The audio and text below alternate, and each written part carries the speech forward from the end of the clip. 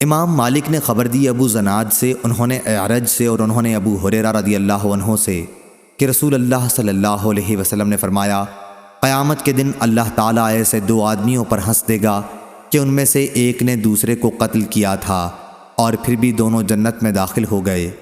پہلا وہ جس نے اللہ کے راستے میں جہاد کیا وہ شہید ہو گیا۔ اس کے بعد اللہ تعالیٰ نے قاتل کو توبہ کی توفیق دی اور وہ بھی اللہ کی راہ میں شہید ہوا۔ اس طرح دونوں قاتل و مقتول بالآخر جنت میں داخل ہو گئے۔ صحیح بخاری حدیث نمبر 2826۔ عنبسہ بن سعید نے خبر دی اور ان سے ابو ہریرہ رضی اللہ عنہ نے بیان کیا کہ میں جب رسول اللہ صلی اللہ علیہ وسلم کی خدمت میں حاضر ہوا تو آپ خیبر میں ٹھہرے ہوئے تھے اور خیبر فتح ہو چکا تھا۔ میں نے عرض کیا، یا رسول اللہ صلی اللہ علیہ وسلم، میرا بھی مال غنیمت میں حصہ لگائیے۔ سعید بن العاص کے ایک لڑکے ابان بن سعید رضی اللہ عنہ نے کہا، کیا رسول اللہ صلی اللہ علیہ وسلم ان کا حصہ نہ لگائیے؟ اس پر ابو ہریرہ رضی اللہ عنہ بولے کہ یہ شخص تو ابن قوقل نعمان بن مالک رضی اللہ عنہ کا قاتل ہے۔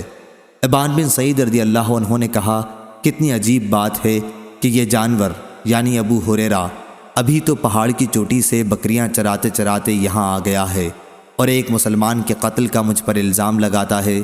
اس کو یہ خبر نہیں کہ جسے اللہ تعالیٰ نے میرے ہاتھوں سے شہادت عزت دی اور مجھے اس کے ہاتھوں سے ذلیل ہونے سے بچا لیا، اگر اس وقت میں مارا جاتا تو دوزخی ہوتا۔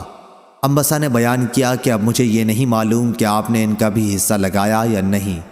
سفیان نے بیان کیا، کہا کہ مجھ سے سعیدی نے اپنے دادا کے واسطے سے بیان کیا اور انہوں نے ابو ہریرہ رضی اللہ عنہ سے۔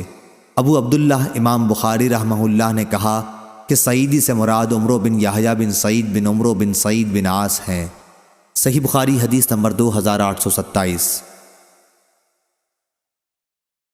شعبہ نے بیان کیا، کہا ہم سے ثابت بنانی نے کہا کہ میں نے انس بن مالک رضی اللہ عنہ سے سنا، انہوں نے بیان کیا کہ ابو طلحہ زید بن سہیل رضی اللہ عنہ رسول اللہ صلی اللہ علیہ وسلم کے زمانے میں جہادوں میں شرکت کے خیال سے نفلی روزے نہیں رکھتے تھے، لیکن آپ کی وفات کے بعد پھر میں نے انہیں عید الفطر اور عید الاضحیٰ کے سوا روزے کے بغیر نہیں دیکھا۔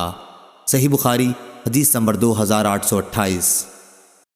امام مالک نے خبر دی، انہیں سمی نے، انہیں ابو صالح نے اور انہیں ابو ہریرہ رضی اللہ عنہ نے کہ نبی کریم صلی اللہ علیہ وسلم نے فرمایا، شہید 5 قسم کے ہوتے ہیں: طاعون میں ہلاک ہونے والا، پیٹ کی بیماری میں ہلاک ہونے والا، ڈوب کر مرنے والا، دب کر مر جانے والا اور اللہ کے راستے میں شہادت پانے والا۔ صحیح بخاری حدیث نمبر 2829۔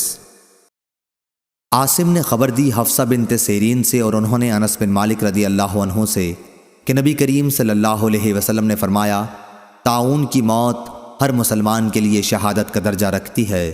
صحیح بخاری حدیث نمبر 2830۔